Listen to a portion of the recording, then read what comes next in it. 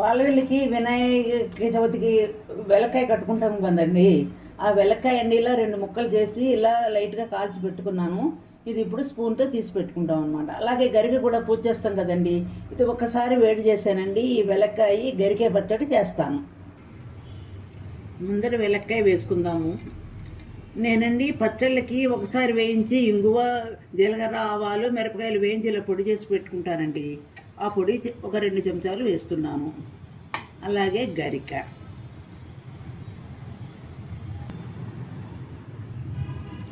4 పచ్చిమిరపకాయ ముక్కలు, కొంచెము ఉప్పు, కొంచెము పసుపు కూడా వేసి గ్రైండ్ చేసేసుకుందాము. 3 వంతులు గ్రైండ్ అయింది. కొత్తిమీర వేద్దాము. అలాగే కొంచెం పెరుగు వేసుకుని గ్రైండ్ చేసుకుందాము. పచ్చడి అయిపోయింది. చిన్న కప్పులోకి తీసుకుందాము.